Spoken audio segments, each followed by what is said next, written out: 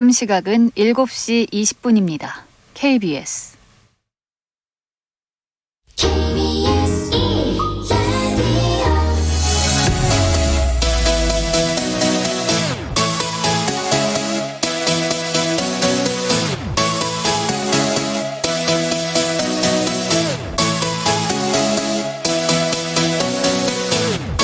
KBS 열린 토론.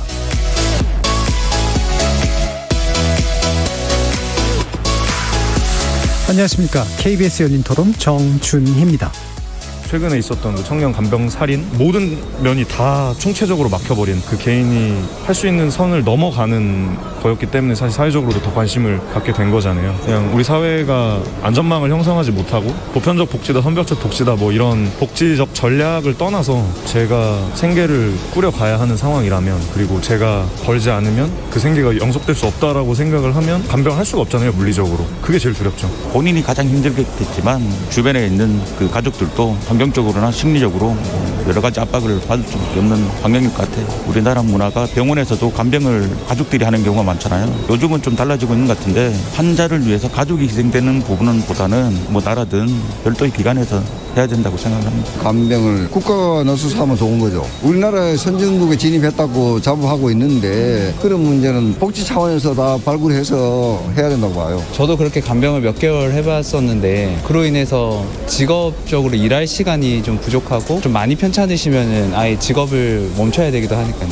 필요성은 저도 좀 공감하기는 하는데 재정적으로 가능할지에 대해서는 잘 모르겠네요. 요새 국민건강보험 같은 것도 점점 바닥이 드러나고 있다고 하는데, 그렇게 따지자면 모든 게 다 필요하긴 하니까.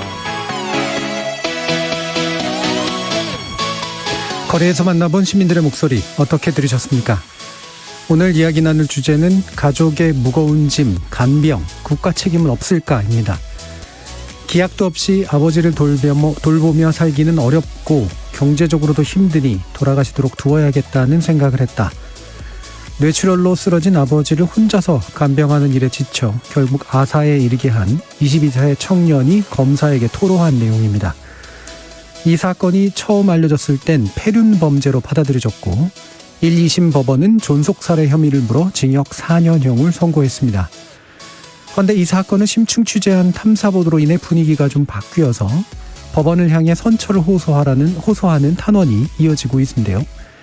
젊은 나이부터 부모를 돌보는 부양자들이 늘어나고 있는 상황에서 부양의 짐은 당연히 가족에게 줄 수밖에 없지 않느냐는, 돌봄 문제를 가정 안에서 빚어지는 불운으로 여기는 우리 사회의 고정관념을 바꿔야 한다는 자성의 목소리가 나오고 있는 거죠. 아픈 가족을 돌보고 있는 가족 간병인 325명을 대상으로 수행한 설문조사 결과에 따르면 간병의 어려움 때문에 환자 또는 자신에 대한 극단적 선택을 고민해봤다는 이가 무려 10명 중에 3명에 이를 정도. 더 이상 국가와 사회의 책임을 미룰 수는 없어 보입니다. 오늘 KBS 열린 토론에서는 세 분의 전문가 모시고 가족 내의 문제로 치부해온 간병과 돌봄의 문제점 살펴보고 관련 대책을 모색해보는 시간 갖도록 하겠습니다. KBS 열린 토론은 여러분이 주인공입니다. 문자로 참여하실 분은 샵 9730으로 의견 남겨주십시오. 단문은 50원, 장문은 100원의 정보 용료가 붙습니다. KBS 모바일 콩, 트위터 계정 KBS 오픈, 그리고 유튜브를 통해서도 무료로 참여하실 수 있습니다.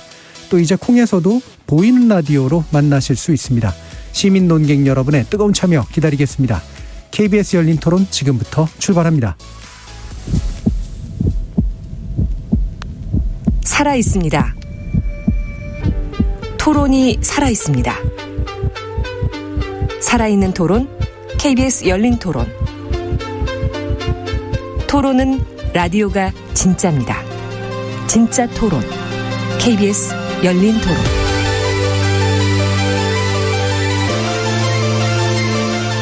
오늘 토론 함께해 주실 세 분의 관련 전문가 소개해드리겠습니다. 먼저 이명묵 세상을 바꾸는 사회복지사 대표 나오셨습니다. 예, 반갑습니다. 가족간병인의 마음을 치료하는 PTC 프로그램을 진행 중이시죠. 이성희 케어기버 마음살림 사회적 협동조합 이사장 함께하셨습니다. 네, 안녕하세요. 한국요양학회 회장을 맡고 계신 정형선 연세대 보건행정학과 교수 자리하셨습니다. 네, 안녕하십니까. 자, 지난 5월에 뇌출혈로 쓰러진 아버지를 아사에 이르게 한 그런 혐의로 재판에 회부돼서 대구지방법원이 징역 4년을 선고한 상황인데요. 말씀드린 것처럼 법원의 선처를 바라는 탄원서가 이어지고 있는 조건이어서 그 배경에 대해서 궁금하신 분들도 있을 겁니다. 이성희 이사장님께 개요 좀 설명 부탁드리겠습니다. 네, 강 씨는 22살의 남성 청년이에요. 물론 법적으로 도덕적으로 판단하는 거와 별개로 혼자 아버지를 돌보는 독박간병으로 인한 위기에 직면해 있었죠. 그러는 동안에 어떠한 공적 지원도 받지 못했어요. 1심과 2심 판결문을 종합해 보면은 강 씨 아버지는 지난해 9월에 뇌출혈로 쓰러져서 올 4월까지 병원과 요양병원에서 수술 입원 치료를 받았습니다. 2천만 원 상당의 병원비가 나왔어요.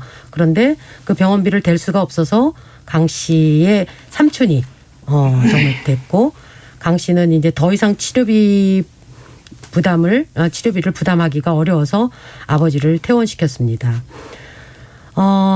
보증금 1,000만 원에 30만 원 월세에 근근히 살아가는 그런 가정이었어요. 편의점에서 간간히 일을 했지만 제대로 할 수가 없었습니다. 그래서 3달째 월세도 밀려서 휴대전화, 도시가스, 그다음에 전기도 이제 끊기고 제대로 식사도 못할 만큼 생활고에 시달렸어요.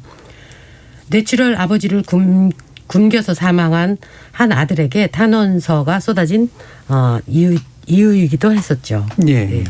자, 지금 그래서 이게 이제 참 사람들이 보는 마음이 복잡할 것 같습니다. 결국에는 이게 남의 일 같지는 않고 그렇다고 또 아버지를 돌아가시게 방치하는 선택을 옹호할 수는 또 없는 일이고 해서 여러 가지 좀 생각이 많이 들 텐데요.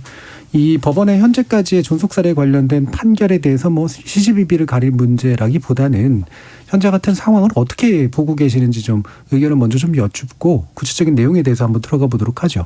정영선 교수님 어떻게 생각하십니까? 예, 말씀대로 참 뭐 법원의 판결이라든지 이런 건 법적인 어떤 판결이긴 하지만 상당히 이제 우리가 쉽게 얘기하기도 어렵고 왜냐하면은 뭐 그 피고인 당사자의 입장으로 보면 자기가 간병을 하면서 간병비뿐만이 아니라 뭐 여러 가지 면에서 자기의 활동이나 그런 거를 계속하기가 도저히 뭐 끝이 없다라고 느끼는 그런 상황인데 그것을 국가나 사회가 존속 가족이라고 해서 끝까지 의무를 다하라라고 한다면은 거기 할 수 있도록 만들어주는 그런 상황이 있지 않으면 도저히 벗어날 수가 없는 거죠. 근데 그렇게 하는 상황에서 도저히 할 길이 없는 상태라면 이 사람의 그러한 행동에 대해서 과연 사회가 책임을 묻는 것이 온당한가 하는 그런 생각도 충분히 있습니다. 그래서 이 문제는 과연 이 사람이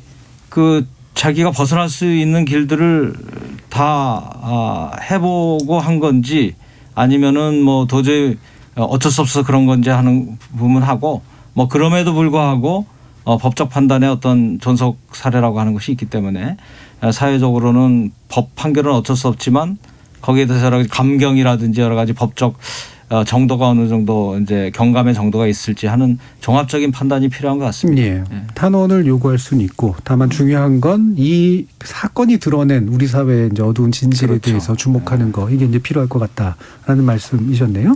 이명묵 대표님도 말씀 한번 들어보죠. 1심에서 4년이 선고가 되고 나서 이것이 언론에 보도가 되면서 우리 사회에서 이 청년에 대한 이제 뭐 어떤 좀 2심에서는 예. 달리 좀 봐야 되지 않느냐 이런 여론이 많이 형성이 됐었죠. 그러나 2심도 여전히 1심과 똑같은 판결을 내렸고 그 판결문에 보면은 이런 거죠. 이 청년이 도움을 받을 수 있는 길이 있다는 거를 삼촌한테 전해 들었음에도 불구하고 그 길을 선택하지 않은 거를 좀 주목했던 것 같습니다. 자, 그러면은 이 청년은 삼촌에게 그런 얘기를 들었으면서도 왜 도움의 손길을 찾아가지 않았을까? 예. 여기까지는 안 본 것 같아요. 그래서 2심 판결은 법원 내에서의 판결이었고 세상의 눈으로서의 판결은 아니었다라고 생각을 합니다. 예. 그러면 그 부분 방금 또 언급을 해주셨기 때문에 이게 신청할 수도 있었는데 왜 안 했어? 라고 이제 생각을 하는 게 있는 거잖아요. 그게 현실적으로 대단히 큰 장벽이 있는 건지 그냥 무지의 문제인지 어떻습니까? 글쎄요. 제가 이제 추정을 하는 거죠. 예. 그 상황에 처한 그 당사자라고 하면은 모든 사람이 그렇지는 않겠지만은 상당히 이제 심리적으로 무너진 상황이 아니었을까. 또 이전에 그런 이제 공공의 어떤 도움을 받은 경험이 한두 번이라도 있었다고 하면은 그 길에 어떤 희망이 있었을 텐데 예. 그런 경험이 없는 사람한테는 어디 가면 도움을 받을 수 있다라고 하는 것도 크게 용기가 되지 않았고 또 이것이 한두 번 도움받아서 해결될 문제가 아니고 이 아버지의 문제는 20년 30년이 갈지도 그렇죠. 모르는 문제였다 예. 보니까 아마 발걸음이 떨어지지 않지 않았을까. 예. 예. 그런 심리적인 문제가 예. 좀 있었고 사회적 경험에 부재가 또 작용하지 않았을까 그런 생각을 합니다. 아무래도 적극적으로 알아보기도 어려운 조건이고 실제로 안다고 해서 뭐가 달라지나라는 생각도 심리적으로 있었을 것 같고 지금 이제 그 케어기버 다시 말하면 이런 돌봄을 해주시는 분들에 대한 마음을 챙겨주시는 일을 하시는 게 이성희 이사장님 쪽의 역할이신데 이와 같은 사례를 보시면 뭐 드문 사례는 아닐 것 같거든요. 어쩐지. 예. 이 가족을 수발하는 사람들은 예. 의외로 지역사회에 많은 자원이 있는데도 불구하고 자원이 있는지도 모르면서 환자만 쳐다보고 있는 그렇겠죠. 경우가 많거든요. 예. 지금 이 강 씨의 그 청년 강 씨, 그런데 남성이란 말이에요. 근데 아버지가 왼쪽 한쪽이 마비가 됐어요. 제때제때 눕혀야 되고요. 식사도 콧줄로 해야 되고요. 기저귀도 갈아야 되고요.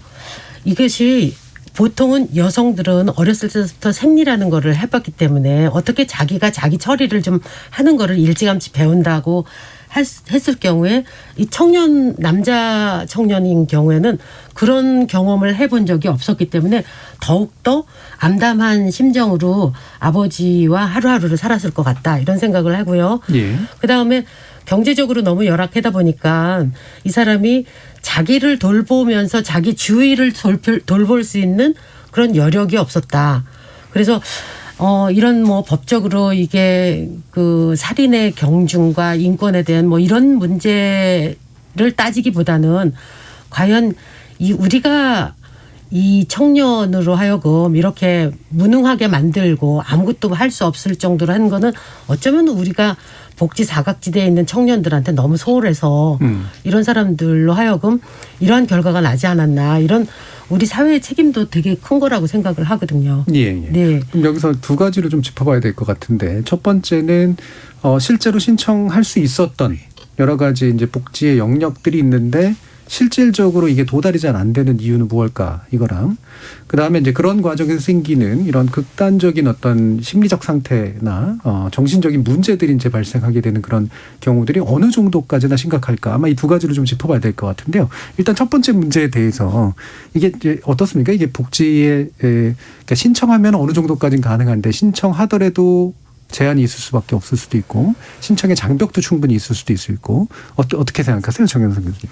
예, 원래 이제 기본적으로 복지가 신청주의에 기반을 해서 예. 왜냐하면 이제 국가나 사회가 개개인의 사정들을 아는데 한계가 있기 때문에 그렇죠. 어느 정도 그 수요가 있는 사람들이 이제 신청을 하면 거기에 따라서 법적으로 가능한 뭐 예산이 배당된다든지 여러 가지 나오게 되는데 일단 그렇다고 하더라도 이제 여러 가지 최근에 그 개인에 대한 정보나 이런 걸 사회가 파악하는 것이 있기 때문에 뭐 또 이것이 계속 문제가 된 적이 많고 해서 뭐 한 2018년부터는 이 우리 사회보장정보원이라는데 그 여러 가지 행복이음 그 개개인에 대한 정보들이 모이게 되는 어떤 그런 것이 있어서 예. 이 복지 사각지대를 자발적으로 발굴해서 찾아내서 뭐 지방자치대에 안들어준다든지 뭐 이런 시스템이 좀 갖춰지고는 있어요. 그래서 그 당시 처음 만들어진 그 해 2016년도에 한 21만 명 정도가 그 위기 가구가 발견돼서 전달이 됐었고 지금 거의 뭐 80만 명 정도, 80만 명 정도가 이미 알려주고는 하는데 이제 그래도 한계가 있는 거죠. 개개인의 사정을 잘 모르고. 또 한 가지 문제는 이게 사실 지금 이제 이 청년의 경우 설령 어떤 복지 신청의 여러 가지 도구를 안다고 하더라도 이게 앞으로 좀 여러 가지 얘기가 있겠습니다만은 국가나 사회가 할 수 있는 것에 한계가 있고 네. 그 부분에 대해서 아마 여러 가지로 아무리 청년과 경험이 적더라도 어느 정도 여러 가지 그거를 알고 있었을 겁니다. 그래서 이 뇌출혈 상태가 병원에 또 입원도 해봤으니 예. 이게 아무리 국가에서 건강보험에서 하더라도 개인이 부담할 것이 있고 간병비라든지 뭐 각종 비용들이 비급여도 많이 있고요. 그래서 이것이 아마 끝이 보이지 않는다라고 하는 판단이 나름대로 있었을 것 같은데 뭐 그런 점에서 이제 그 정도에 대한 어떤 사법의 판단은 별개로 하더라도 우리 사회가 이것을 다 갖추고 있지 못한 상황에서 이 부분을 그 중간 접점에서 어떻게 해야 되느냐는 아마 참 쉬운 문제가 아니고 네네. 그렇기 때문에 계속되는 문제고 뭐 해결이라는 게 있기보다는 몇 가지 또 사회 시스템이 좀 보조가 돼야 되는 그런 측면들이 좀 있습니다. 예. 그러니까 한편으로는 이제 국가가 이제 알아서 먼저 가서 이제 이런 복지를 줄 수 있어라고 얘기하는 적극적인 행동도 이제 필요하고 일부 늘어나고는 있으나 이게 분명히 제약이 좀 있는 거고 또 한 가지는 현재 또 우리가 해줄 수 있는 것 자체가 이 청년에게 이제 충분한 희망과 충분한 도움을 줄 수는 또 없는 상태인 것도 있는 거고 그런 것 같은데 지금 보면 이제 긴급복지 지원제도라는 게 있고 생계급여나 의료주거급여를 받을 수 있는 조건도 좀 있었고요. 노인 장기 요양보험 서비스에 대해서 어느 정도도 가능한 측면들이 있었던 것 같은데 이런 게 이제 저는 사실 이게 있는지도 저도 이제 후보내 하면서 처음 알았는데 이게 이제 충분할까라는 물론 생각도 있겠습니다만 이거라도 어떻게든 해보면 좀 낫지 않았을까라는 생각도 좀 물론 있어서 이 현장에서 보시면 어떻습니까? 이선희 이사장님 이게 실제로 이런 것들을 알아서 접근하고 이러기가 굉장히 어려울 것 같긴 하거든요.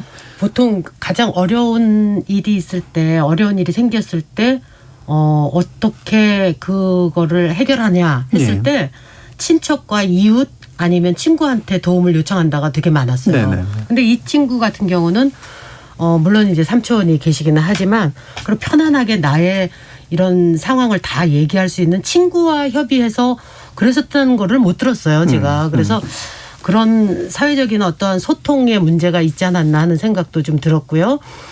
그리고 모든 사람이 좀 답답하면은 네이버나 이런 것들을 찾거든요. 검색하거든요. 네. 근데 그런 적극적인 검색만으로 했었어도 자기가 아버지가 뭐 예를 들어서 간병비 뭐 이렇게만 쳐도 지원할 수 있는 부분들이 많고 할 텐데 그런 거를 못했다는 거 보면은 이 청년이 정신적으로 뿐만 아니라 신체적으로 이렇게 굉장히 이렇게 열악한 그런 네. 상황에 있지 않았나 하는 생각이 좀 들어갔고 안타까울 뿐입니다. 이 청년 자체도 이제 충분한 교육 수준과 충분한 훈련, 그다음에 네트워크 이런 게 있었다면 이제 좀 달랐을 텐데 그런 거에 접근하기 굉장히 어려운 조건이었었던 것 같다는 생각도 좀 사실 드네요. 이명묵 대표님은 뭐 이런 식의 저 복지 신청주의라고 불러주신 이 부분의 한계는 분명히 좀 보고 계십니까? 우리나라 복지가 지금은 어느 정도 경제력이 갖춰졌습니다마는 예전에 우리가 살기 어려울 때는 보편적인 복지를 국가가 책임지기 어렵다 보니까 예. 선별적으로 발달이 돼 왔었죠. 그거를 지금 이제 하나씩 보편적으로 바꿔나가고 있는데 아직도 이제 우리나라 국민들이 공공부조 국가가 국민을 위해서 해주는 복지 서비스가 무려 360가지나 됩니다. 네네. 근데 그것이 아시다시피 대부분 신청주의에 입각해서 그것을 받을 수가 있는데 신청주의라고 하면은 당사자가 가서 흔히 말하는 이제 동주민센터죠. 네. 정확하게는 그 행정복지센터인데 거기 가서 도움을 요청했을 때 비로소 시작이 되는 건데 그러나 당사자가 아니더라도 친척이라든가 그 이웃이라든가 이런 사람들이 진정하거나 신고하거나 그럴 수가 있는 거예요. 그러니까 복지 신청주의 때문에 안 된다라고만 단언할 수 없는 게 우리가 사례에서 보면은 가스가 끊겼어요. 네. 전화가 끊겼어요. 그러면은 가스 관리하는 가스공사라든가 또 전화국에서 몇 달이 체납이 되고 끊겼다는 자료가 다 있지 않습니까? 그러니까 끄는 거죠. 그러면 그런 상황이 됐으면 즉각 관할 동주민센터에다가 어느 집에 이런 일이 있다. 라고 알려줄 수가 있는 거예요. 그리고 또 그 집주인도 몇 달째 월세가 밀리고 또 와서 사정을 해가지고 돈 10만 원의 생계비를 좀 도와줬다고 하는데 집주인 할머니가 또 모를 수도 있었겠지만은 집주인이 아, 우리 월세 사는 사람이 이렇구나. 그럼 또 동주민센터에 얘기를 하면 되는 거죠. 그래서 신청주의의 한계는 있지만은 그런 이제 가스라든가 전기, 수도 이걸 관할하는 단체에서 그런 위기 상황을 감지하고서 행정기관에다 알린다든가 또 이웃이 그걸 좀 알린다든가 하면은 또 이제 하나의 이제 활로는 생길 수가 있는 거죠. 예, 예. 네. 그렇겠네요. 국가가 이제 직접 다 알아가지고 가는 것도 방법이긴 하겠지만 말 그대로 이웃이나 주변에 있는 사람들이나 아동학대 문제에서도 이와 비슷한 게 있던데 가장 근처에 있는 사람들이 뭔가 신고 의무를 자기 것으로 하는 거 그다음에 아까 말씀하신 그런 가스업체라든가 이런 것들도 이게 일종의 매뉴얼로 돼 있으면 현재보다는 좀 더 나아지겠다라는 생각은 좀 드네요. 네. 자, 그럼 두 번째 문제. 이게 현재 같은 그런 범죄로까지 이어지게 된 상황. 이거는 그 심리와 그 조건을 좀 이해해야지만 어느 정도 좀 이야기가 가능할 텐데 관련된 여러 가지 조사 자료라든가 이런 것도 좀 있을 것 같고 이게 사회 문제로서 분명히 주목해야 될 필요는 분명히 있지 않겠습니까? 정경 선생님 관련된 말씀 좀 부탁드릴게요. 예, 특히 이제 이 간병살인이라든지 그런 문제는 이미 일본 같은 경우에는 한 1980년대부터 인구 고령화가 빨리 된 만큼 계속 사회 문제가 되고 있고 지금까지도 계속 되고 있는 문제입니다. 한국도 예외일 수가 없어서 한 몇 년 전에 그 서울신문에서 그 한국치매협회하고 뇌질환 환우 모임하고 같이 해가지고 간병인 325명을 대상으로 해서 여러 가지 설문조사를 했어요. 그 당시에 그 보도가 아주 굉장히 여러 가지 상도 받고 보도가 잘 된 걸로 이렇게 알려져 있었는데 거기에 그 조사된 거를 보면 그 당시 한 10년 정도의 그 통계를 보니까 매년 한 10건 이상의 어떤 간병살인 사건이 재판에서 진행됐더라고요. 예. 그래가지고 판결문이 그러니까 10여 년간에 한 108건 있었고 대체로 보면 아까도 잠깐 얘기가 나왔습니다만 아픈 가족을 돌보는 간병인 10명 중에서 3명 정도가 이제 간병 어려움 때문에 환자를 죽이거나 같이 죽어버리려고 하는 그런 생각을 했었고요. 대개 이제 간병을 시작한 지 1년 이하인 응답자들은 그 비율이 한 20% 정도. 그렇지만 간병 기간이 7년 이상 이렇게 된 응답자들의 경우는 이런 극단적인 생각을 해본 사람들의 비율이 45% 나왔다고 그때 조사가 됐었습니다. 그리고 하루 평균 10시간 이상을 간병에 매달린다고 응답한 비율이 전체의 44%였고요. 가장 큰 비중을 차지했는데 대개 간병 시간이 매일 8시간을 넘어갈 때는 살인, 자살 충동이 급격히 증가한다고 이렇게 나왔고 전체 응답자들 중에서 상당히 많은 수들이 좀 말씀드린 대로 돌볼 사람이 없어가지고 이거 우리가 흔히 독박 간병이라고 얘기하는데 자기 혼자서 모든 것을 해야 되는 그런 입장에 놓여서 아마 이런 여러 가지 어려운 점들이 극단적인 선택을 생각하거나 실행에 옮기는 그런 상황인 걸로 알 수 있었습니다. 예. 그러면 확실히 이제 보면 이제 이런 게 이제 이른바 정상적인 판단을 내리기가 어려운 상황으로까지 몰리게 되는 이제 순간들인 것 같은데. 그러니까 대부분의 시간을 하루에 이제 간병에만 할애해야 되기 때문에 완전히 스트레스가 되게 심할 테고, 그다음에 경제적 어려움이 가중이 되면 더 이제 그 문제가 심각해질 테고, 게다가 이제 길어지면 길어질수록 간병 기간이 이건 도무지 끝이 안 보인다. 이런 생각이 들면서 완전히 극단적인 어떤 정신 상태에 몰리게 되는. 한 가지만 더 간단히 말씀을 드리면 특히 이제 치매의 경우들이 많잖아요. 그런 치매 걸린 분들이 여러분들 주변에 요새 너무 많이 보고 있고 저 주변에도 지금 많이 보는데 치매 걸리게 되면은 이제 정도에 따라 다르겠습니다만 굉장히 여러 가지 망상이라든지 의심을 하고 거기에서 그치는 게 아니고 폭언, 폭행 이런 것이 대단하게 나타나거든요. 그러게 되면은 이 간병하는 사람들도 굉장히 이 정상적인 상태에서 좀 벗어날 가능성이 굉장히 높아지게 되고 그러다 보면 이것이 하루 이틀에 끝나는 것이 반복이 되다 보면 아까 말씀드린 대로 뭐 그런 선택까지 예. 생각하게 되는 그렇겠네요. 그러니까 실제로 치매 환자들 같은 경우 정상적인 의사소통도 안 되고 안 되죠. 내가 돌봐주는 걸 알아주지도 않고 예. 의심하고 그렇죠. 예. 뭔가 이렇게 서로 마음이라도 통하면은 그나마라도 스트레스가 좀 덜해질 텐데 굉장히 극단적으로 좀 밀고 올라오는 그런 감정 같은 것들이 생길 수밖에 없는 이제 그런 조건들이 또 이런 상황에서 일어나는 것 같습니다. 이런 이제 심리적인 문제들 많이 좀 사례를 접하셨잖아요, 이성희 사장님. 그 간병 수발 이제 가족을 수발하는 사람들의 그 이 모임에서 예. 가장 많이 나타나는 게 스트레스와 불면과 우울이었어요. 그거는 그냥 간병 전쟁터에서 이루어질 수 있는 아주 공통적인 건데 그걸로 인해서 보통 이제 그 수발하는 사람들의 가장 호소하는 주 호소의 문제가 육체적인 문제가 관절 질환이었어요. 예. 그러니까 예를 들면 뭐 50대의 며느리가 이제 뭐 한 70대의 시어머니를 이제 지병이나 뭐 이런 걸로 이제 한다고 쳐봐요. 그러면 보통 치매 예를 들어서 치매라고 치면 치매 유병 기간이 1, 2년에 끝나지가 않아요. 대체적으로 7년, 8년에서 길게는 막 15년까지도 가는데 예를 들어서 50대 시작했던 며느리의 치매 케어가 어머니가 이제 10년 후라고 생각했을 때 며느리는 60대가 되고 어머니는 80대가 됐어요. 그러면 60대의 여인이 어머니를 돌보는다는 거는 굉장히 힘들거든요. 제가 함께 이렇게 그 관찰했었던 그런 분들 중에서는 어머니 돌보느라고 온 정신이 다 빠져 있어서 자기가 정기 검진도 제대로 못해서 유방암에 걸린 유방암 2기에 판명을 받아가지고 며느리가 그런 경우가 있었었거든요. 근데 식구들은 한 번도 그 돌보는 사람들을 위해서 생각을 해본 적이 없었던 거예요.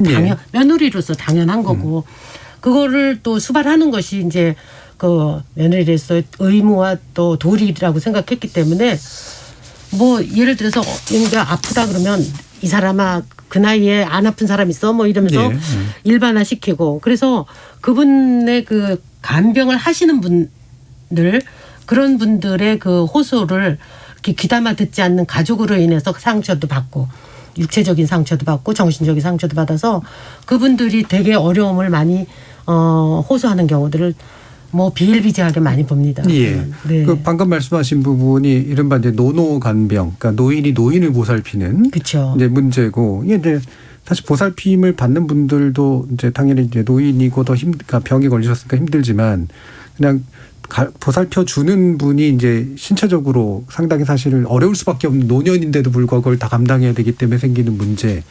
이런 것들이 이제 굉장히 클 텐데, 관련해서 혹시, 이명묵 대표님은 이 부분, 노노간병의 심각성? 이런 것 좀, 이야기해 주실 부분들이 또 있을까요? 그 문제는 지금 먼저 말씀해 주셨고요. 또 이제 이 강도영 씨 사건이 터지고 났더니 영케어로 이런 문제가 또 나오고 있는데, 이거는 뭐 남녀노소 가리지 않고 모든 또 심지어 어린이가 부모를 또 간병해야 되는 그런 경우도 있단 말이죠. 거죠. 그래서 청년이다 노인이다 이런 거를 따질 게 아니고 한국 사회에서 그냥 이 간병 이 자체를 이제 여기 오늘 주제 토론 타이틀대로 국가가 어떻게 이제 책임을 질 거냐 이 방법을 저는 찾는 게 맞다라고 봐요. 노인 간병, 청년 간병, 뭐 소년 아동 간병 이걸 따질 게 아니고 그래서 국가가 어떻게 이제 간병의 문제를 갖고 갈 것이냐를 이제 논하는 자리가 됐으면 좋겠고 앞으로 우리 사회에서도 그 방향을 얘기를 해야 되지 않나 그런 생각을 합니다. 네, 뭐 저도 이제 충분히 동의하는데 그러니까 이를테면 노노간병만 문제도 아니고 청년 간병 또는 이제 소년 가장에 의한 간병만 문제가 아니라 전체적으로 간병 자체가 사실 누구에게든 문제가 되는 건 맞는 것 같아요.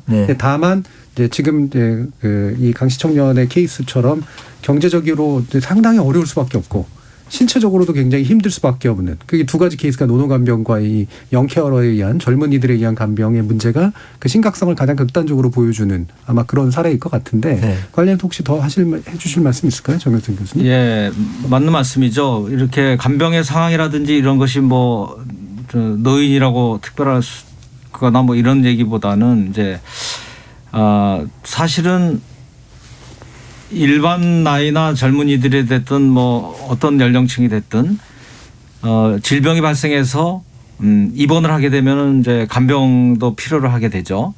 특히 이제 우리나라 같은 경우는 이게 병원에서 이 간병 서비스라고 하는 것은 가족이 와서 돌봐주든가 아니면은 누구를 고용을 해서 사적 고용을 해가지고 해야 되는 그런 상황입니다. 그러니까 이제 서구 많은 국가들은 간병 자체가 의료 입원에 포함되어 있어가지고 네. 거기서 비용이 다 처리가 되는 건데 우리는 그걸 별도로 지불하는 시스템이 돼 있는 거죠. 이게 좀 상당히 문제가 돼 있고 뭐 이런 문제들 같으면은 이제 정상적인 그런 체제로 간다 그러면은 그것이 의료비 안에 포함돼서 해결이 돼야 되고 건강보험에서 해결해야 됩니다. 그것이 이제 일본도 같은 시스템에 있다가 이제 1994년부터 7년 사이에 보호자를 들여오지 못하게 하는 걸 강제화시켰어요. 딱 그 시점이 이제 우리나라 지금 인구 고령화 수준보다 조금 앞서는 그런 시점입니다. 그러니까 이제 이런 문제들이 해결되는 것이 바로 이제 사회 인프라인 거죠. 바로 이게 사회가 해야 될 일인데 그런 부분들이 해결이 되지 않은 상황에서 가족의 부담을 어떤 이제 그 나중에 이런 식으로 법적인 것까지 이제 갔을 때 문제가 생기는 거죠.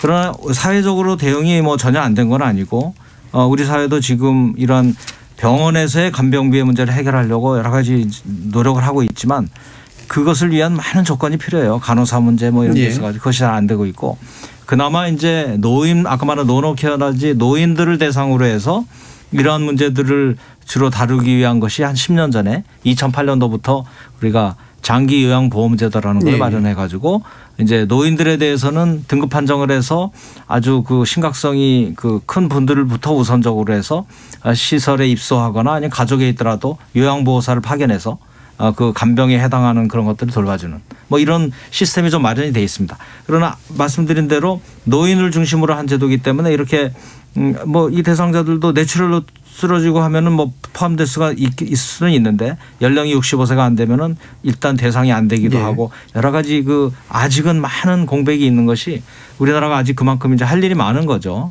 사회가 충분히 그런 것을 갖추고 있는 상태는 아니다는 말씀을 드리겠습니다. 그러니까 사실 이제 장기 과제 문제는 이제 2부에서 좀 더 논의를 하려고 좀 일부러 좀 남겨둔 면은 있긴 합니다만, 말씀하신 이왕 나온 김에 사실 이런 게 궁금해요. 그러니까 지금 이제 노노간병 문제하고 영케어러 문제를 얘기하는 이유는 이들이 이제 복제 사각지대에 훨씬 더 쉽게 노출이 되고 더 어렵기 때문에 이들에게는 그래도 적어도 국가가 더 많은 걸 해줘야 된다라고 이제 생각하는 게 일단 한 가지 기본 틀인 것 같은데 말씀을 들어보면 이제 뭐 경제적 여력이 있어서 남의 손을 빌린다든가 신체적이거나 심리적으로 그나마라도 좀 더 나은 상태에 있는 분들은 그러면 국가가 굳이 관여를 안 해줘도 되는 거냐라고 하는 그런 질문도 충분히 있을 것 같아요. 물론 이제 국가가 돈만 있다면 보편적으로 간병 문제를 해결해 주는 것이 가장 최상이긴 하겠으나 사회적인 자원이라는 것도 한계가 있으니까 그러면 이제 어떤 방식으로 접근해야 되는가 이제 사실 이 문제일 것 같거든요. 그래서 일단 좀 더 취약한 계층을 위해서 명확한 어떤 복제 수단들을 더 우선적으로 갖추는 것.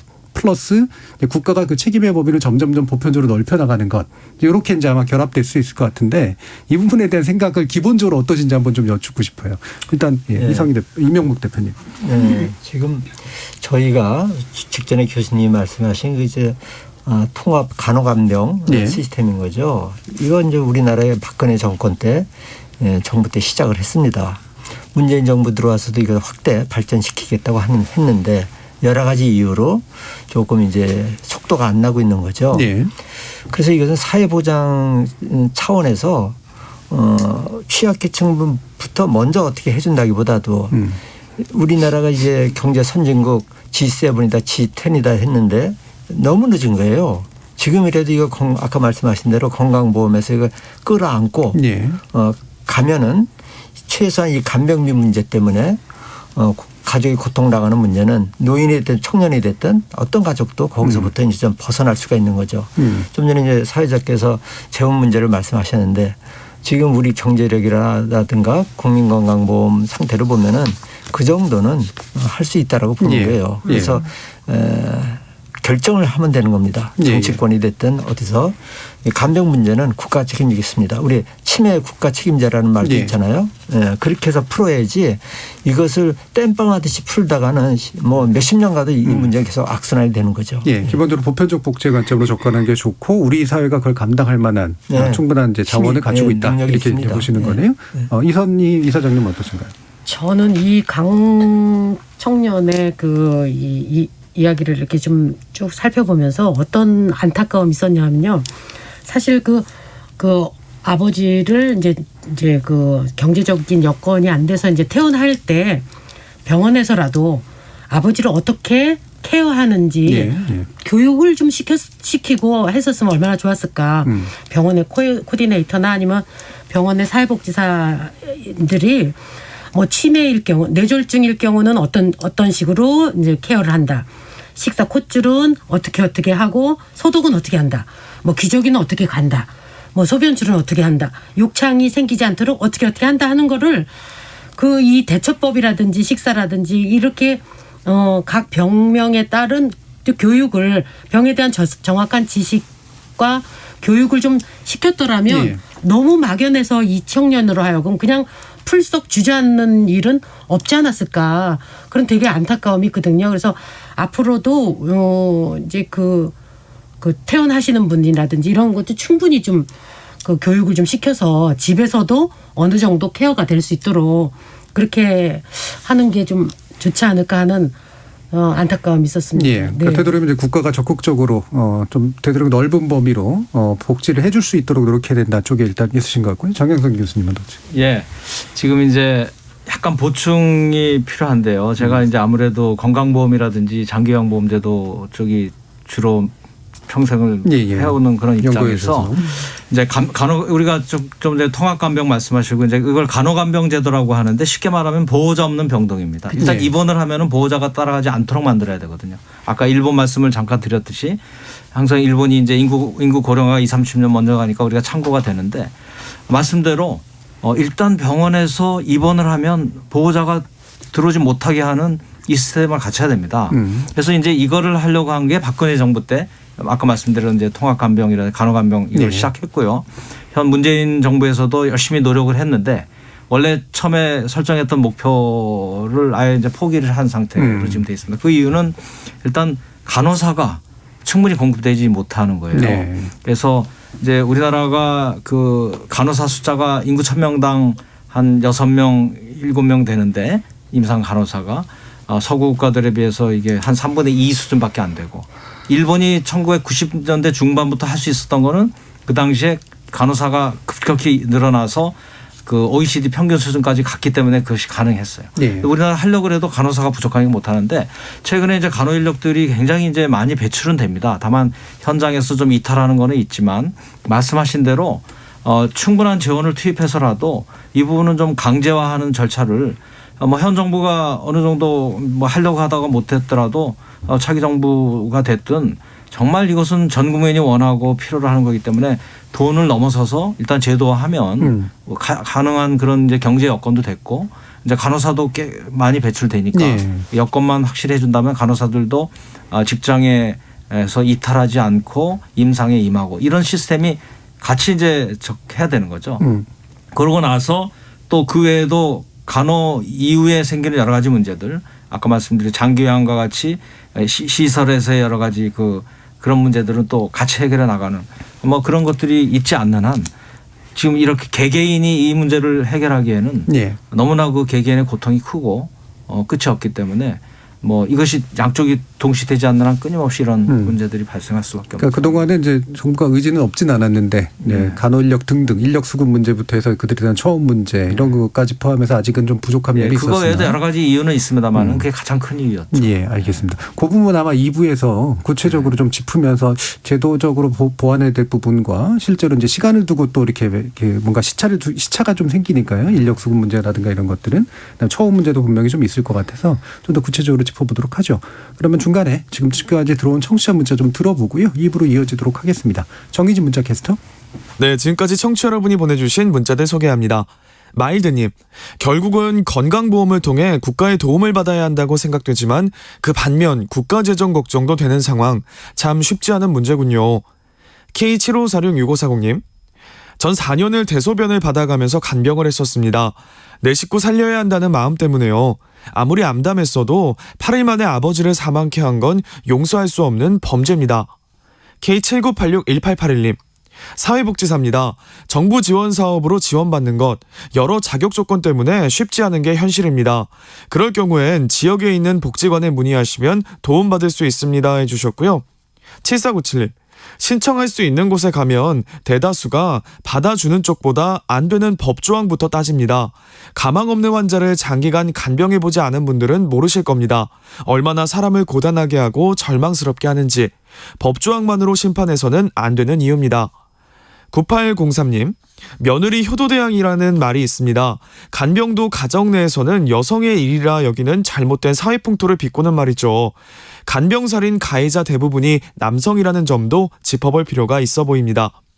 세상만지고님, 우리나라 고령화가 가장 빠른 국가 가운데 하나인데 남의 일이 아니에요. 간병 제도에 있어 지금이라도 법 정비를 제대로 해서 국가가 좀 더 적극적으로 개입해야 한다고 여겨집니다.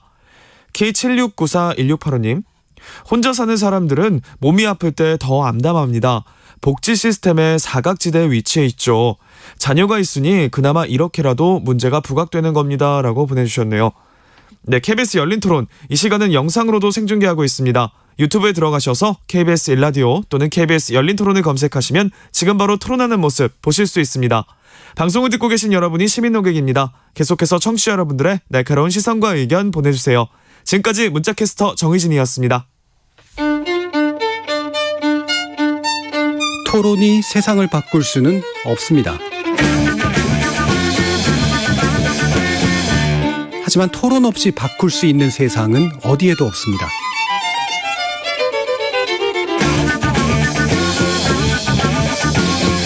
세상의 선한 변화를 갈망하는 당신.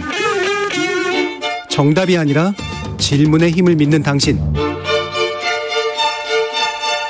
우리 KBS 열린 토론에서 만납시다.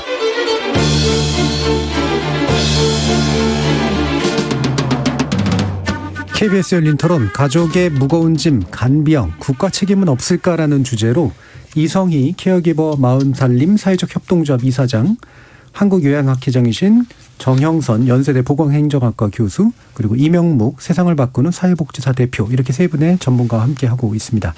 자, 제도적인 문제 2부에서 논의할 텐데 그거 가기 전에 원래 1부에서 제가 간단히 여쭈려고 했던 게, 지금 이성희 이사장님께서 진행하시는 PTC 프로그램이라는 게 뭔가라고 하는 분들, 궁금하신 분들도 좀 있어서, 이게 파워풀 툴스 포 케어기버즈라고 돼 있는데 결국 이제 간병인이나 돌봄을 해주는 사람들을 위해서 어떤 교육을 해주는가라는 문제인 것 같아요. 그럼 어떤 건지 좀 간단히 소개해 주시죠. 네. 저는 이제 미국에서 포틀랜드의 오레곤에서 그 아시안 보건복지센터에서 이제 일을 하게 됐었는데요. 예. 그때 이제 만났던 프로그램이 PTC라는 프로그램입니다. 1998년에 미국에서 스탠포드 대학에서 만성병 환자들을 이제 연구하는 그런 케이트 로릭 박사하고 연구원들이 있었어요. 예. 근데 그 사람들이 만성병 환자들을 살피다가 만성병 환자들이 보호자들이 자기 관리를 너무 못하는 것을 알게 됐어요. 어떤 때는 환자보다 먼저 돌아가시는 경우도 보고요. 근데 그때 이제 알게 된 거죠. 아, 환자를 돌보는 사람들을 위한 프로그램이었구나. 그러면 그 패밀리 케어기버들, 그 가족 수발하는 사람들을 위한 돌봄 프로그램을 좀 만들자. 그래서 3년 동안 파일럿 테스팅을 포틀랜드에서 했어요. 네. 그때 하게 됐던 파일럿 테스팅 장소 중에 하나가 아시안 보건복지센터 포틀랜드에 있는 센터였습니다. 그래서 네. 그때 저는 이제 직원이었고요. 그래서 제가 그때 이제 알게 됐었고, 그러면서 이제 그 프로그램을 이제 제가 도입하게 됐는데, 그 프로그램은 나도 힘들다고 말하는 시간이에요.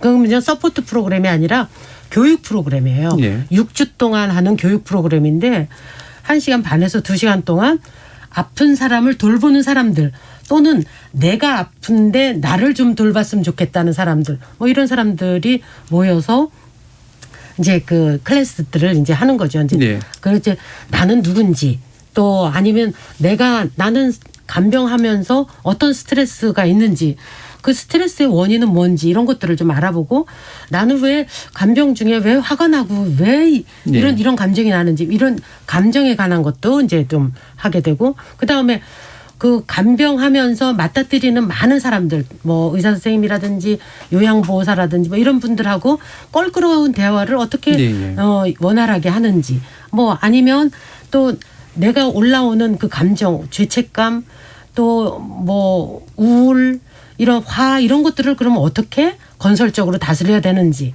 그리고 어머님 까칠하게 뭐 그 변하신 그 잘 모르시는 그 치매 어르신들한테는 어떻게 접근해서 어떻게 해야 되는지, 그리고 힘든 결정을 내릴 경우에 어떻게 가족 회의를 하는지에 대한 6주간의 과정들을 하는데, 제가 지금 2017년부터 지금 한국에 이제 제가 귀국하면서 가져와서 이제 같이 하게 됐는데, 그게 이제 13번의 이제 프로그램을 진행하게 됐어요. 근데 데이케어 센터, 이제 주간 보호 센터에 가족을 맡기는 가족들과도 했었고, 간병 그 기관에서 일하는, 예를 들면 호스피스 병동의 직업 간병사와 아니면 안병동에서 일하는 그런 간호사, 간병사 뭐 이런 사람들도 자기 관리를 너무 못하는 거예요. 그래서 그 사람들이랑도 했었고, 치매 가족들, 암 환자 가족들, 이렇게 해서 다양한 분들이랑 진행도 했었고,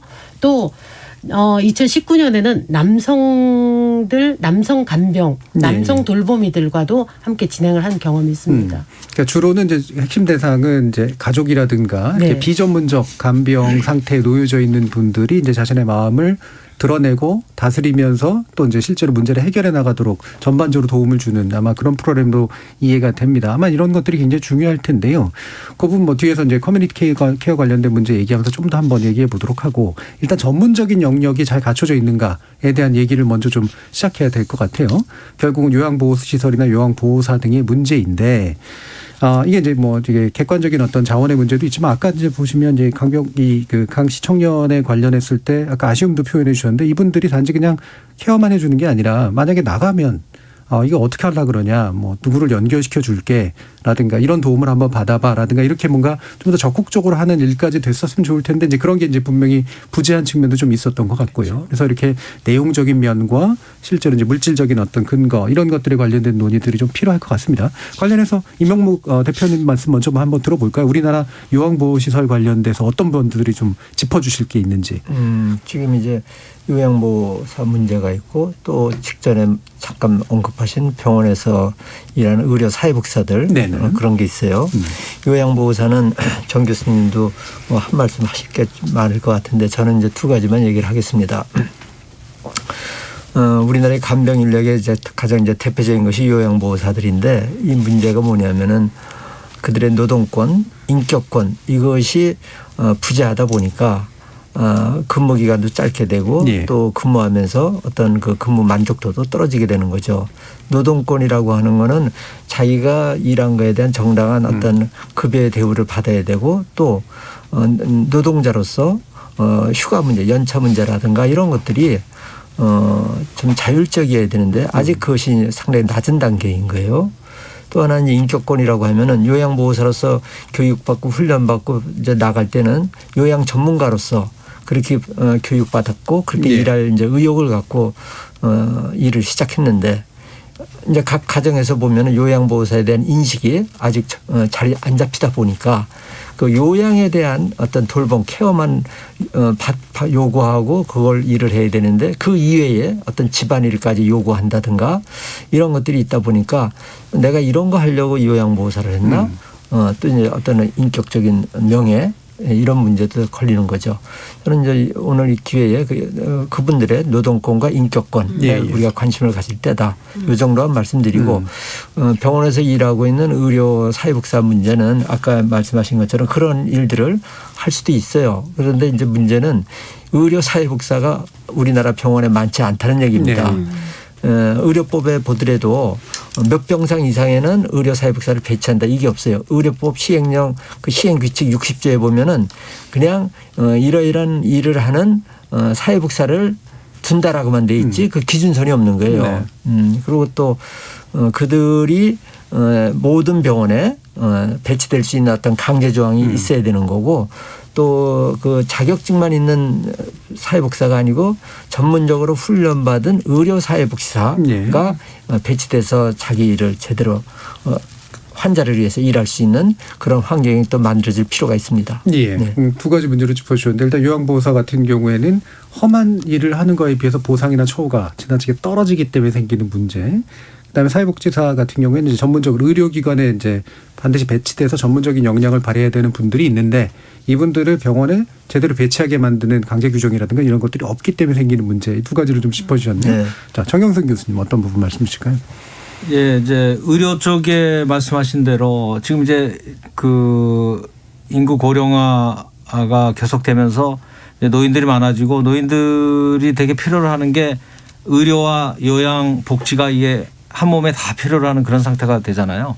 뭐 그런 대상자들에 대해서는 지금 말씀하신 대로 뭐 의료 인력은 당연히 기본 핵심 인력이지만 그 외에 여러 가지 사회복지사라든지 재활과 관련되는 인력들이라든지 이렇게 가지고 같이 팀 어프로치라고 부르는 그런 것이 굉장히 필요합니다. 그래서 이런 부분들이 이제 지속이 돼야 되는데 우리나라 지금까지 급성기 중심의 의료 체계는 이게 잘 맞지 않죠. 말씀대로 그 부분들이 뭐 그 계속되는 개선 방향으로 가고는 있습니다만은 뭐 그것을 위해서 아까 사회자께서 말씀하신 대로 이제 커뮤니티 케어라든지 여러 가지 그것을 위한 조건들이 지금 마련은 되고 있습니다. 그러나 네. 그 속도가 아까 말씀드린 여러 인프라들이 같이 움직여야 되는 것이고 해서 쉽지 않지만 진행이 되고 있다는 말씀을 드리고 특히 이제 이쪽 그 요양보호사 관련되는 장기요양보험과 관련되는 이런 쪽은 제가 이제 2008년도부터 장기요양보험제도가 도입이 되면서 이쪽 분야가 그래도 일단 재원이 마련되니까 시설과 인력들이 굉장히 크게 늘어난 건 사실입니다. 기대하는 것만큼이 어떨지는 몰라도. 예. 그런데 이제 요양보호사들은 이 구조 자체가 요양보호사들이 국가나 장기보험료를 기반으로 한 예산이나 이런 것들이 직접 가는 구조가 아니고 그들을 고용하고 있는 그 시설과 재가복지시설과 이런 걸 통해서 가거든요. 그러다 보니까 이 그 원래 의도했던 어떤 그 요양보호사들의 처우나 인격권도 다 어느 정도 돈이 지불이 되는 그런 시스템 몇 시간 일하고 근로조건이 어떻게 하고 이런 것들이 직접 원하는 대로 가지질 않고 중간에서 시설을 운영하는 분들이 제대로 그것을 안 해준다 이런 가능성도 좀 있어요. 그래서 직접적으로 처우 개선비를 제공한다든지 여러 가지 그 제도적으로 많은 노력을 해왔었습니다. 그렇지만은 워낙 대상자들이 이제 40여만 명이 지금 근무하고 있고요. 요양시설만 해도 전국에 뭐 2만 5천 개 가량 되거든요. 그러기 때문에 그 시설의 어떤 운영자라든지 이런 분들의 어떤 기본적인 사회복지 마인드라든지 이런 것이 같이 가야 되는 그런 상황이라서 지금 현재는 아무래도 요양보호사가 상당히 열악한 환경에서 일하고 있고요. 뭐 하루 10시간 이상 뭐 근무하고 그 밤샘 일도 굉장히 많이 하고 해서 굉장히 현장이 힘들어하는 그런 상태로 있는 건 사실입니다. 방금 말씀이 또 나온 김에 물론 이제 제대로 운영하시는 분들도 있겠지만 또 의무감을 가지고 이렇게 요양원 또는 요양병원 이게 수요는 엄청 늘고 많이 늘었는데 솔직히 못 믿겠다라고 얘기하시는 분들이 되게 많거든요. 그러니까 말 그대로 돈만 빼먹으려고 하지 실제로 정말 제대로 돌봄을 제공하느냐라고 얘기를 하고 또 한쪽에서는 사실 또 제대로 된 돈도 안 거니까 실제 현장의 요양사들이나 요양보호사들은 굉장히 좀 어려워하는 것도 있는데 그러면 중간에 누군가가 이게 착복하는 구조냐 이런 식의 의심도 좀 할 수도 있고 이게 관리가 잘 될 가능성들이 있는가에 대한 좀 회의감 같은 것들도 좀 있는 것 같거든요. 어떻게 보세요? 그런데 이제 이런 얘기를 그렇게 함부로 하기는 좀 어려운 게 그 아까 뭐 2만 5천 개 시설들이 있고 시설장들이라고 하는 쪽들도 사실은 이제 상당히 그 운영을 해나가는 그런 입장에서 우리가 수가라고 얘기하는 장기요양 요양 방문당 얼마 이런 식으로 정해진 수가를 받아가지고 운영을 한다든지 뭐 이렇게 진행이 되기 때문에 그 자체가 그렇게 풍부하지는 못해요. 사회복지 쪽이 그렇게 돈이 뭐 풍부하게 제공돼 온 적이 없었죠. 그나마 지금 이제 전체적으로 보면은 그래도 2008년도에 시작할 때는 국가 그 보험료로 마련한 예산이 한 2조 뭐 이렇게 되는데 지금은 한 10조 원 정도 되거든요. 만만치 않은 돈이 이제 투입된 그만큼 노인들이 늘어나고 그들이 혜택을 보는 상황에 갔지만 그 종사하는 그 40여만 명의 요양보호사들과 종사자들의 그 노동 조건이나 이런 걸 만족할 만큼 그런 그 자금이 되냐 또 그건 또 못해요. 그러다 보니까 이 한계 속에서 이제 서로 그 여러 가지 어려움도 있고 그 어렵게 오해받기도 하고 뭐 이런 상황이 있습니다. 그래서 함부로 시설장들이 문제다 이렇게 얘기하기는 좀 어렵고요. 네네. 그러나 지금 현재 전체적으로는 매년 14%의 그 전체 금액이 인상이 되고 있고 우리 사회에서 뭐 10몇 %가 일어나는 분야가 별로 없잖아요. 그러나 이쪽 분야는 워낙 이제 고령 인구를 대상으로 하기 때문에 많이 늘어나고 있고 그런 상황에 있다는 말씀을 드리고요. 그래서 제도가 그거를 요양보호사에게 돈이 갈 수 있도록 그걸 담보하기 위한 여러 가지 아까 처우 개선비를 직접 준다든지 아니면 뭐 인건비의 구성 비율이 최소한 관리비나 이런 데로 빠지지 않게 뭐 70% 이상이 돼야 된다든지 몇 가지 그다음에 예를 들어서 4시간 노동을 하고 나면 30분을 쉬게 하고 해서 하루에 8시간 1시간을 그 쉬게 하기 위해서 뭐 1시간에 해당하는 가족 그 봉사자들에 대해서 예를 들어서 뭐 돈을 지급한다든지 여러 가지 그 방안들이 이제 강구가 되고 있는 거죠. 예. 그러면 요 관련해서 요 어떤 부분을 누가 책임을 지고 개선을 해야지 이 문제의 어떤 진전이 가능할까? 어떻게 생각하세요? 그거는 그런 거죠. 이제 아까 사회자께서 요양시설, 요양병원에 대한 불신감이 국민들한테 일부 있다 그러는데 뭐 사실이죠. 예, 정 교수님 말씀대로 좀 조심스러운 부분이 있지만은 그런 근본 원인은 2008년에 요양보험제도가 들어오는 것이 국가가 이것을 하나의 간병의 문제, 노인 요양의 문제를 시장화시킨 거예요. 예. 이것이 이제 가장 큰 이제 원인인 거예요. 이제 큰 틀을 어떤 가치와 철학으로서 이 제도를 도입하냐에 따라서 그 다음 그림이 이제 만들어지는데 이거를 시장에다 맡기는 식으로 들어온 거죠. 저가 경쟁을 한다거나 뭐 이런 그래서 것도 있는 이제는 이거를 이제 공공성을 여기다 좀 이제 투입을 해서 공공성과 이 이제 또 민간 영역을 어떻게 조화롭게 국가가 이제 끌고 나갈 거냐가 이제 관건이라고 봅니다. 네. 이성기 사장님 혹시 이 부분 말씀하실 거 있을까요? 제가 미국에 살면서 가장 부러웠던 게 요양시설이었어요. 예. 그 동네에서 가장 예쁜 집에 가장 시큐리티가 잘 된 곳이 요양시설이었더라고요. 그래서 저 같은 경우 그 동네 사람들은 당연히 아파서 이제 늙고 아프면 그곳에 가는 거를 당연히 알아요. 근데 우리나라 같은 경우에 어느 분이 이제 가족에서 수발을 들다가 이제 어머니 병환도 더 나빠지고 그래서 가족이 수발을 들지가 어려워서 이제 요양병원, 요양기관으로 이제 갔었을 때 그 주위에 마땅한 기관을 찾아봤는데 없었어요. 그래서 아주 먼 곳으로 갔었거든요.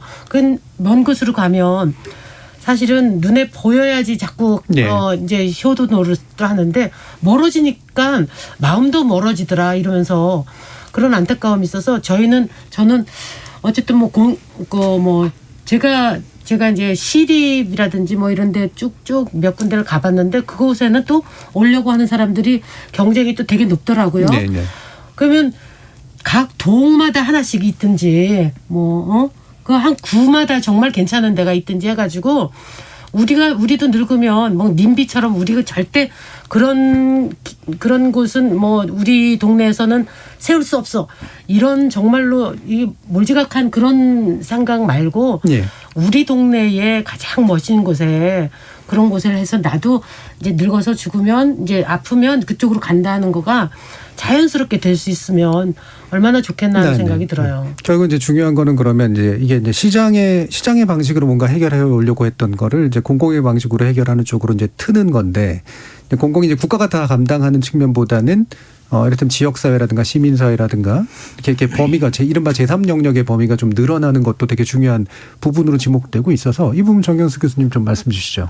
예, 굉장히 이제 오랜 논의가 진행이 되고 말씀대로 2008년도에 시작할 때 이제 그 이전에는 이런 서비스조차도 거의 없었지만 주로 이제 이런 그 요양이라든지 이런 서비스들은 주로 사회복지 차원에서 진행이 됐었죠.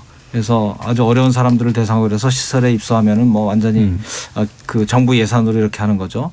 이런 시스템으로 진행이 되던 것을 이제 그 소득의 뭐 그 당시에는 한 소득의 0.3% 수준밖에 안 됐어요. 그 정도의 보험료를 걷어서 지금 한 0.78% 됩니다. 장기요양 보험료가. 근데 그 정도의 돈을 걷어가지고 얼마 안 되는 그 2조 원 정도 이런 돈으로 이제 하려다 보니 그건 재원이거든요. 근데 또 하나 필요한 것은 그것을 제공할 서비스가 제공될 시설과 이런 것들이 필요한 거죠. 근데 이거는 인프라는 사실은 더 많은 돈이 필요되고 국가 예산으로 감당하기가 이제 어려운 상황이기 때문에 우리가 돈을 마련해서 제도를 만들어내지만 그 공급 자체는 민간의 어떤 투자와 이윤을 보장하면서 하는 걸로 이렇게 진행이 됐습니다. 그래서 이 부분은 지금 생각하면은 그야말로 뭐 국가가 다 나서서 해주면 참 좋겠지만 현재도 할 수 없는 거고 예산적으로는 뭐 그런 측면에서는 민간의 어떤 그나마 활력을 동원을 해서 이렇게 하는 체제로 이제 가는데 말씀드린 대로 공공시설들은 그래도 여러 가지 재원이 또 다른 데서도 있기 때문에 나름대로 이 서비스의 질이라든지 이런 걸 유지해서 그렇게 나가고 있는데 반해서 일반 그 영리 차원에서 들어온 분들은 아무래도 여기서 모든 투자 비용과 거기에 대한 금융 비용도 회수해야 되고 일정한 부분의 이익도 남겨야 되기 때문에 뭐 상대적으로 아까 말씀드린 대로 비용에 해당하는 요양보호사들의 인건비 이 부분도 굉장히 열악하고 그리고 서비스의 질이라든지 이런 거 다 비용이기 때문에 그쪽의 입장에서는 그것도 열악하고 이런 상황이 있습니다. 말씀하신 대로 가능한 한 이제 공공의 비율을 국가 예산이 그 국가 경제가 큰 만큼 그쪽 부분을 늘리고 해서 이 부분들을 공공의 비중을 좀 늘려나가는 방향성만큼은 적극적으로 저도 동의하고요. 그렇게 가야 될 것으로 생각을 합니다. 예. 이 커뮤니티 케어에 관련된 문제들은 또 정의당이라든가 이런 데서 이제 사회적 고용 뭐 이런 식의 관점을 써서 이제 이 돌봄 노동 쪽을 국가가 일부 담당하고 또 이제 그 시민사회 이런 데가 같이 연합해가지고 지역사회에서 좀 늘리자 뭐 이런 식의 견해들도 좀 있던데 뭐 이거는 구체적으로 좀 짚어보면 좋겠지만 시간이 많지는 않아가지고요. 국가의 책임 쪽을 좀 그 얘기하는 부분을 하나 더 짚어보면 싶은데 병원비 100만 원 연대 측에서 이런 과정 얘기를 하네요. 이게 이른바 이제 자부담 비율을 정해놓고 나머지는 사실 국가가 다 이제 책임지도록 하는 이제 그런 형식인 것 같은데, 그래서 100만 원 정도 선까지 상한선을 두고 개인이 책임지는 것을 나머지는 이제 국가가 우선적으로 책임지는 그런 방식, 이것을 얘기하고 있는 것 같습니다. 관련해서 이명복 대표님 좀 얘기해 주실 게 있을까요? 100만 원 병원비 100만 원 상한제라고 하는 거는 복지 선진국에서는 아주 오래전부터 실시하고 있는 제도입니다. 그러니까 좀 더 과장해서 좀 확대해서 얘기하면 무상의료 시스템인데 우리나라는 이제 100만 원이라고 잡은 거는 우리가 지금 많은 국민들이 실손보험을 통해서 또 자기 각자 도생을 하고 있는데 이렇게 해서 나가는 돈이 1년에 약 40 내지 50조 원으로 추정이 돼요. 그런 이제 현실을 봤을 때 100만 원 정도만 하더라도 국민들이 동의하지 않겠나. 저 복지 선진국 같은 경우에는 평균 50만 원 안팎입니다. 그 개인 부담 상한제가 1년에. 그런데 우리는 100만 원만 되더라도 국민 동의가 가능하겠다 싶어서 사실은 지지난 대선 때 이게 주요 후보의 선거 공약이었어요. 지금 이제 문재인 대통령도 선거 공약을 했던 거죠. 그래서 상당히 이제 늦은 거예요. 우리가 세계적인 조리에 비하면은. 그래서 100만 원 상한제로 하면서 국민들이 이 병원비 고통에서 벗어날 수 있도록. 그래서 얼마 전에 드라마에서 유명한 그 말이 있었잖아요. 이 환자는 돈 있는 만큼 치료받는 것이 아니고 아픈 만큼 치료받아야 된다라는 말에 우리가 생각한다 그러면은 100만 원 상한제를 하루속히 도입을 해서 이 병원비 고통의 문제를 벗어날 수 있도록 하고 이 간병비 문제도 여기에 덧붙여서 같이 고민을 해야 될 거라고 생각을 합니다. 관련해서 두 분 또 의견이 어떠신지 한번 여쭙고 싶네요. 정 교수님 말씀 좀 들어볼까요? 그 100만 원 상한제라고 하는 게 이제 의료비라고 하는 게 굉장히 이게 확정된 돈이 아니고요. 자기 본인 부담에 따라서 의료비 규모 자체가 달라지는 게 아주 독특한 특징이죠. 그래서 이제 100만 원이 어디까지냐인데 사실 지금 오늘의 논의의 대상인 간병은 지금도 본인 부담 상한제라는 게 있어요. 그래서 저소득층은 100만 원도 안 됩니다. 그 본인 부담 상한제가. 좀 소득이 높은 사람은 한 300만 원까지 돼요. 그래서 그걸 넘어가면 안 냅니다. 지금도. 근데 문제가 왜 되냐면 그 법정 본인 부담에 해당하는 그런 그 급여라고 하는 급여 대상이 아닌 그런 게 굉장히 크죠. 그중에 대표적인 게 간병비거든요. 그러니까 이 간병비는 그 100만 원이 안 들어가 있는데도 이걸 커버를 못하는 이런 상황이라서 사실은 100만 원 상한제 옛날 무상의료라든지 여러 가지 많이 있지만은 보건의료 분야는 그 부분들이 상당히 이제 만만치가 않아요. 그 규모 자체가 달라져 버리거든요. 네, 네, 그래서 네. 이거는 뭐 짧은 시간에 얘기하기는 어렵지만 예. 뭐 지금도 그 상한제라고 하는 제도는 유지를 하고 있다는 말씀을 드리고 다른 국가의 차이는 또 재원의 문제라든지 여러 가지로 좀 긴 얘기가 필요합니다. 예. 기본적으로는 그 의료 때문에 돈이 들어서 의료를 이용 못하는 길은 막아야 한다는 예. 그런 취지에서는 기본적으로 동의합니다. 방향성상으로 예. 옳고 그다음에 일부 시행되고 있는 게 있으나 예. 전면하기엔 난점이 분명히 있기 때문에 예. 그렇죠. 그거 가지고 아마 또 한 2시간 토론하실 수 있을 그렇죠. 텐데 긴 얘기죠. 여기까지만 일단 듣고 이선희 이사장님은 어떤 생각이신가요? 사실 그 의료비에서 저도 이제 저희 부모님이 95세, 88세시기 때문에 그 자주 이제 병원을 이제 가는데 입원했을 경우에는 가족들이 돌아가면서 간병을 했었어요. 네. 그때의 간병비와 간병비에 대한 부담이 형제들의 그 사이를 갈라놓기가 굉장히 쉽겠구나 하는 생각이 들었어요. 저희 같은 경우는 이제 저는 서울에 살고 저 부모님은 또 입원은 이제 수술을 받고 입원은 또 천안에서 했어요. 네.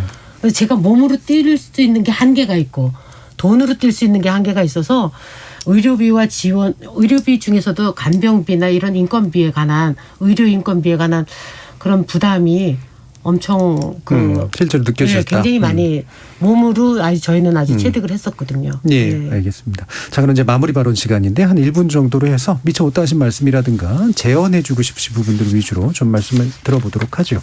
이명묵 대표님부터 들어볼까요? 네, 저희는 몇 년 전에 송파 세모녀를 기억하고 있습니다. 그런데 2021년에 대구 강도영을 또 듣게 되니까 가슴이 너무나도 아픈데요. 병원비 100만 원 상한제를 적극적으로 검토하고 도입을 해서 또 이 사실 간병비는 실손보험에서도 해당이 안 돼요. 예.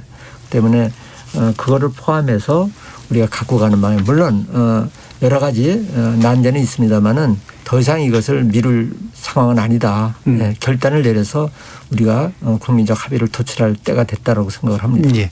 자, 이성희 이사장님. 네, 지역 사회가 환자를 돌보는 개념이 이제 커뮤니티 케어인데 저는 네. 이제 인수동의 어진이 마을에서 살고 있어요.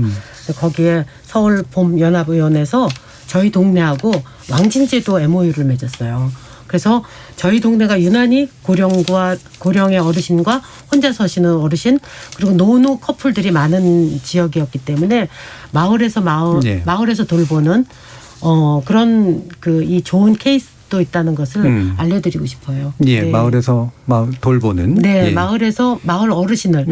그러니까 아기가 태어나면 마을에서 돌보듯이 예. 어른들도 마을에서 돌봐서 그 마을에서 편안히 여생을 마감할 수 있도록 돕는 예. 그런 거죠. 실제로 그러니까 자발적으로 시행되고 있는 데들이 있다라는 네. 그런 말씀이시네요. 정영선 교수님도. 네, 오늘 주제가 이제 간병살인 뭐 이런 네. 문제였고 이 부분은 어떤 개인의 그 상황하고 국가 인프라의 문제 뭐 등등이 얽혀서 사실 모든 사람이 이제 태어나서 생로병사 마지막에 이제 죽음을 맞이하게 되는데 이게 사회가 전체적으로 그 평균 수명이 늘어나면서 개개인은 행복하지만 또 그만큼 사회가 옛날 같았으면은 자연스럽게 죽음을 맞이해야 될 그런 물리적인 생명을 연장하고 있는 측면이 있거든요. 그러다 보니까 여러 가지 아까 치매라든지 이런 문제도 생기고 등등 해서 이런 부분들이 그 개개인에게만 맡겨놓기는 어려운 그래서 사회가 나서서 뭔가를 해결해야 되는 이런 상황인데 그런 해결이 반드시 이런 요양제도라든지 이런 것만 있는 것이 아니고 사실은 개개인이 죽음을 선택할 수 있게 하는 이런 것도 필요하거든요. 그래서 최근에 연명치료 거부한다 이런 것도 생겼고요. 또 우리가 앞으로 또 성숙한 사회라면은 생각해 봐야 될 것은 죽음을 선택할 수 있게 하는 그런 문화랄까 이해 그런 수준 이런 것들이 굉장히 필요할 거고 아마 우리 사회가 앞으로 논의해 가야 할 과제가 아닐까 이렇게 생각이 됩니다. 예, 알겠습니다. 중요한 문제 짚어주신 것 같습니다. 자, KBS 열린 토론 오늘 논의는 이것으로 모두 마칠까 하는데 오늘 함께해 주신 한국요양학회장이신 정영선 연세대 보건행정학과 교수, 이명묵 세상을 바꾸는 사회복지사 대표, 그리고 이성희 케어기버 마음살림 사회적 협동조합 이사장 세 분 모두 수고하셨습니다. 감사합니다. 고맙습니다. 네.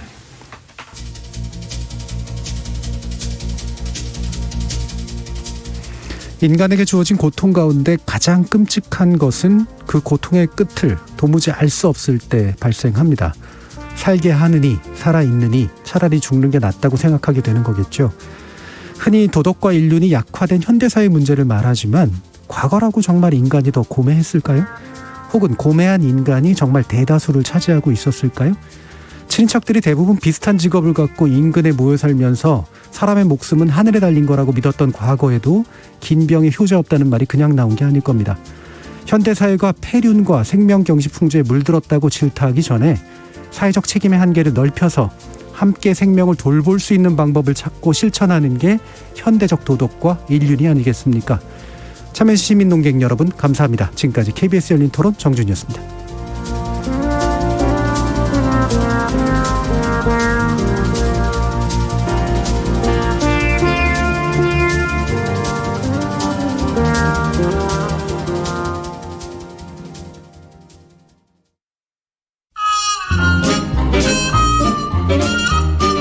안녕하세요. 개그맨 박준영입니다. 11월부터 KBS에서 새로운 코미디 서바이벌 프로그램이 시작됩니다.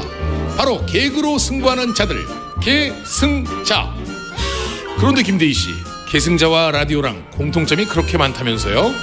시작부터 끝까지 시청자, 청취자와 함께 만들어가는 프로그램. 그 안에 희노애락도 듬뿍 담겨있고 일방통행이 아닌 쌍방향으로 소통하는 프로그램. 이 프로그램 잘 되면 뭐하겠노? 기분 좋다고 소고기 사 먹겠지. 시청자와 함께 만들어가는 계승자. 청취자와 소통